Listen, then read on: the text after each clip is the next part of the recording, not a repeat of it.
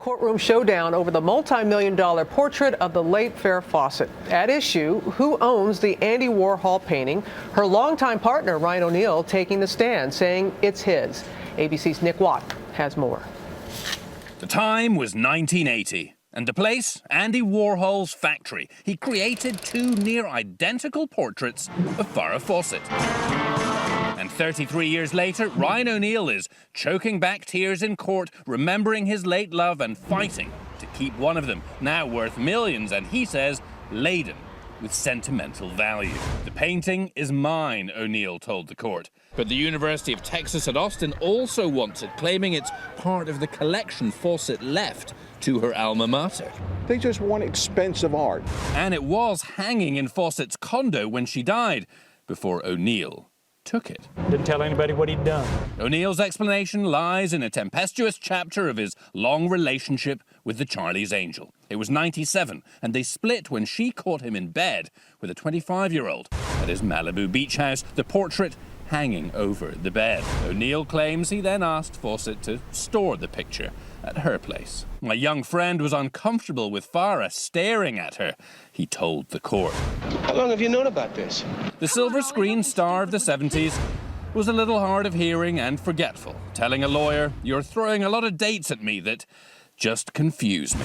And the jury's going to have to decide whether he just has a faulty memory or whether or not what he said was a little different than what he'd said earlier. O'Neal claims he and Fawcett reconciled in 2001. "I got diagnosed with cancer. I called her and it broke the ice. And now he wants to give this portrait to their son." For Good Morning America, Nick Watt, ABC News, Los Angeles. And we're going to bring in ABC's Dan Abrams right now. Let's talk about O'Neal's actions, taking the painting after her death.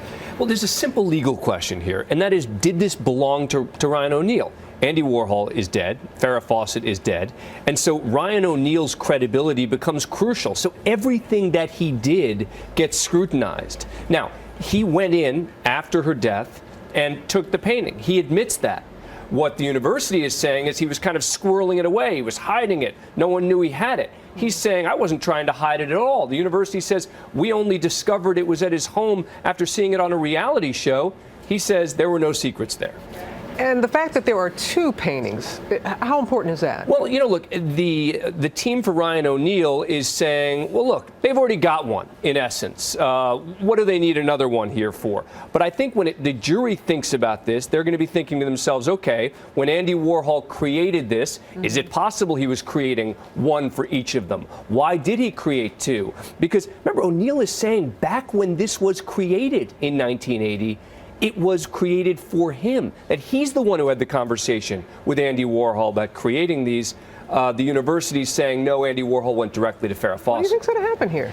It's a tough case. I think that O'Neal has a bit of an uphill battle because the university has the other painting, because Farrah bequeathed all of her artwork to the university. Right. But O'Neal's position is it was never hers to give away. So he's going to really have the burden to some degree here, whether it's technically his burden or not. I think he's going to have the burden to demonstrate to this jury it belongs to him. All right, Dan. Thank you very much. Appreciate that.